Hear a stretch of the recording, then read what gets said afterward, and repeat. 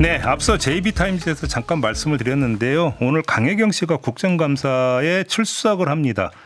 이러면서 이제 큰 줄기로 두 개의 줄기, 공천 개입 의혹과 여론조사 의혹에 대해서 어떤 증언을 하느냐, 그다음에 또 어떤 물증을 내놓느냐, 이거에 따라서 여러 가지가 좀 출렁일 수도 있죠. 검찰 수사도 출렁일 수 있고 여론 흐름도 좀 출렁일 수가 있는데 저희가 오늘 좀 이거를 사법적 측면에서 한번 점검해보는 시간 가져보기 위해서 매주 금요일에 저희와 함께해 주시는 분이죠. 안준영 변호사를 특별히 좀 다시 모셨습니다. 어서 오세요. 네, 안녕하세요. 네, 좀 사법적 측면으로 좀 국한을 해서 좀 이 의혹의 이 의혹을 풀 수 있는 키를 한번 좀 여쭤보고 싶은데 먼저 여론조사 관련인데요.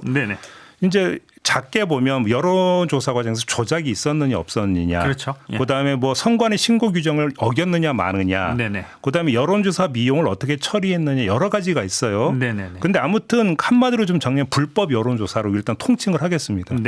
그러면 이 불법 여론조사가 있었다고 전제를 한다면 그 책임을 명태균 씨에게 물을 수 있느냐 없느냐. 책임을 누가 져야 되느냐. 그렇죠. 예. 그리고 이게 명태균 씨로 연결이 되느냐 마느냐에 따라서 윤석열 당시 후보로까지 가느냐 마느냐가 결정이 되는 문제니까. 굉장히 중요한 포인트죠. 예. 이게 포인트인 것 같은데 이걸 명태균 씨도 아는 것 같아요. 그렇죠. 그래서 왜냐하면 본인은 미래한국연구소하고 아무 상관이 없다. 내 회사 아니다. 이렇게 얘기하고 있잖아요.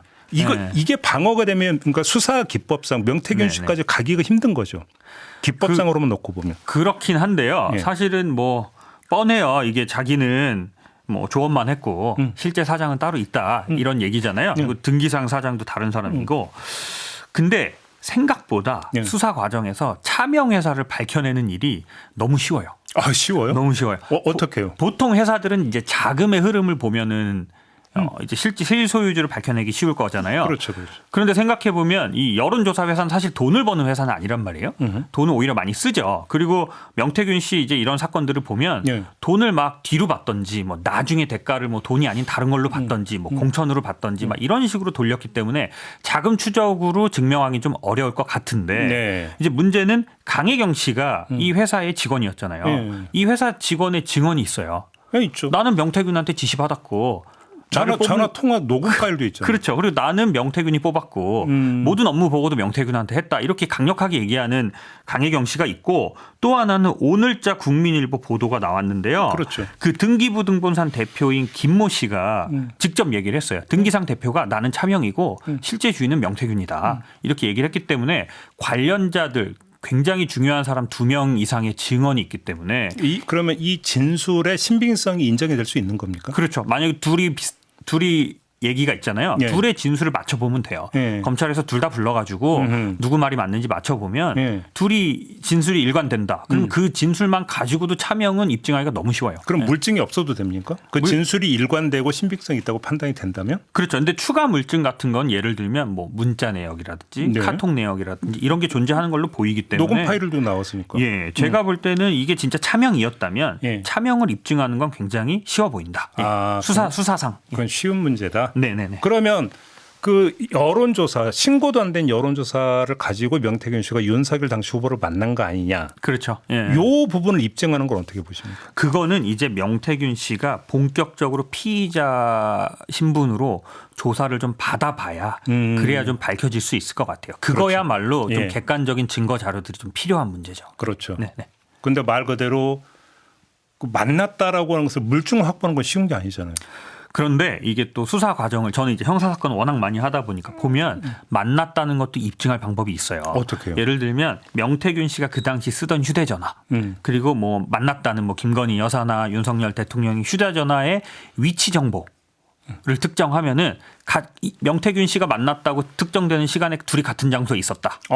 그렇게 특정이 되죠. 그러면 꼭 휴대폰이라는 기기를 압수하지 않아도 통신사에 기지국 정보가 실시간으로 등록이 돼요. 근데 그 보관 기간이 어떻게 되는데?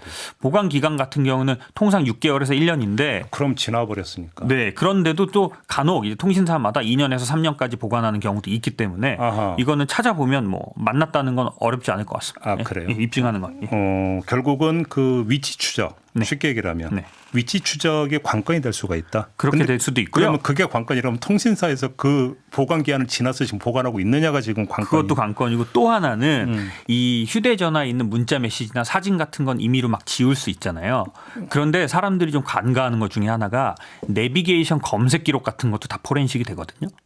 그렇죠. 예, 뭐 네이버 지도에서 검색을 했거나 그렇죠. 뭐 티맵에서 이렇게 검색을 하면 그런 내비게이션 검색 기록 가지고도 이 사람의 행선지가 추적이 돼요. 예, 그래서 그렇죠. 그런 것들도 수사 기법으로 널리 쓰입니다. 예. 그래요? 예, 네. 아무튼 일단 여론조사 관련해서는 이게 그 실소유주, 실운영자가 명태균 씨냐 아니냐는 그렇게 어렵지 않을 것이다 증명하는데. 그렇죠. 제가 이제 수사를 많이 하는 입장에서 예. 차명을 입증하는 건 굉장히 쉬운 문제다. 그래요? 그 다음이 오히려 어려운 문제다. 이렇게 보고 있습니다. 그래요. 자, 그러면 공천 개입 의혹으로 넘어가기 전에 그 네. 징검다리가 될 수도 있는 게 네. 그 지방선거 출마 예정자들로부터 돈을 받았다가 네. 나중에 돌려줬다라는 지금 보도가 있었잖아요. 뭐 여론조사 관련해서 그래서 예. 그래서 이게 이제 그러니까 이게 이제 공천을 해주겠다는 뭐 대가성을 일단 받았던 거 아니냐. 네네. 나중에 이들은 공천을 못 받았어요. 아무튼. 네네네. 그럼 이게 지금 두 개가 얽혀 있는 거지 않습니까? 그렇죠. 예. 이 점은 어떻게 보세요? 뭐 돈을 실제로 받았는지 받았는데 돌려줬다라는 것까지는 어느 정도 확인이 된 것 같아요. 네네네. 근데 아직 뭐 수사에서 확인된 건 아니고 그렇죠. 그런 의혹들이 좀 제기가 됐는데요. 예. 일단 이런 식으로 돈을 받은 것 자체가 이제 정치자금법 위반이 또 되기 때문에 이 부분에 대해서는 사실 좀 수사를 좀 더 지켜볼 필요가 있다고 생각합니다. 돌려줘도 위반이 성립이 됩니다. 그렇죠. 일단 받는 순간 법적으로는 기수죄가 성립이 되기 때문에 돌려줘도 그렇죠. 예. 그래서 뭐 사기죄라든지 절도죄라든지 이런 거랑 똑같이 돈을 받는 순간 범행은 끝나요. 범행이 끝난 다음에 그 돈을 돌려주고 말고는 이제 법적인 거 이외의 문제이기 때문에 예. 이거는 엄연히 처벌을 받을 수 있습니다. 예. 그래요. 알겠습니다. 그럼 처음에 제기됐던 공천 개입 의혹은 김건희 여사가 김영선 전 의원의 공천에 개입한 거 아니냐는 의혹이었고 그때 네네. 이제 강력한 어떤 뒷받침 물증으로 이제 이야기 나왔던 게 텔레그램 대화였는데 네네네. 사실 그 텔레그램 대화는 지금 공개는 안 됐거든요. 그렇죠. 내용은 알려졌는데 그렇죠. 대화 자체가 공개는 아직 안 됐습니다. 그렇죠. 예. 그럼 이게 어떻게 입증이 가능할까요? 어떻게 보십니까? 뭐 이제 뭐 기사 내용만 보면 이 강혜경 씨가 뭐 텔레그램을 비롯한 문자 내역 4천 건을 창원지검에 제출했다. 뭐 이런 얘기도 있고 네. 또 어떤 기사에서는 뭐 텔레그램 같은 경우는 복원이 어렵기 때문에 네. 증거 확보가 어려울 거다 이런 얘기도 있어서 네. 아직 검찰에서 이제 공식 입장을 좀 지켜봐야 될 것 같기는 한데요. 네.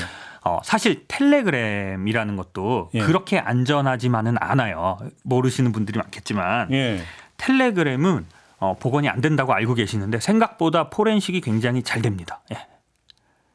텔레그램을 포렌식 한다고요? 맞아요. 그러니까 텔레그램을 굉장히 잘 쓰면 예. 굉장히 텔레그램을 열심히 공부해서 아주 능숙하게 쓴다면 예. 이 복원 절차나 포렌식 절차에서 완전히 벗어날 수 있지만 예. 이 사람들이 이제 뭐 텔레그램 대화 내용을 캡처한 것도 보고 통화 내역도 녹음한 거 이런 걸 보면 텔레그램에 그렇게 능숙한 사람으로 제가 볼 땐 보이지 않거든요. 근데 텔레그램 포렌식이라는 게 그 핸드폰을 확보해야 포렌식이 되는 거 아닌가요? 그렇죠. 이미 압수수색을 통해서 뭐 명태균 씨, 강혜경 씨, 뭐 김 전 의원까지 컴퓨터, 뭐 핸드폰 이런 것들은 다 압수수색은 해놓은 상태예요. 근데 이제 문제는 강혜경 씨 관련은 확보를 했지만 명태균 씨 깡통폰 제출했다는 거 아닙니까? 그렇죠. 이게 명태균 씨는 아무래도 강혜경 씨보다 훨씬 더 이런 거에 능숙했겠죠. 네. 그래서 이제 핸드폰 안에 뭐가 없거나 예. 혹은 뭐 유명인이지만 핸드폰 비밀번호 자체를 안 열어주는 경우도 있잖아요. 네. 예.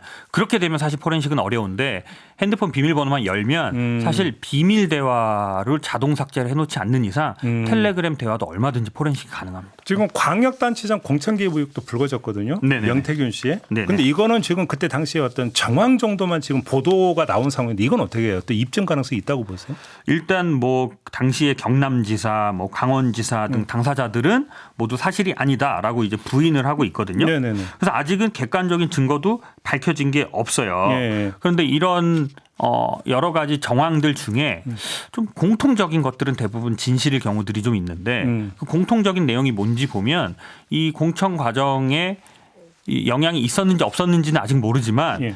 명태균 씨와 김 여사가 긴밀하게 공천 과정에 대해서 논의를 했다라는 것들은 어느 정도 좀 공통된 진술이거든요. 예. 그래서 이 부분에 대해서 수사가 좀 더 이뤄지면 실제로 이 지방선거에까지 관여가 됐는지 그걸 그거는 밝혀질 수 있다고 수사 봅니다. 의지의 문제겠네요. 그렇죠. 근데 지금 사실 창원에서 이걸 다 수사하는 게 사실상 수사 인력상 불가능해요. 그러면 서울중앙지검으로 갖고 와야 된다고 보세요? 뭐 가지고 오든지 뭐 아니면 검찰청 차원에서 보완을 해주든지 지원을 해주든지 검사 네. 인력을. 네.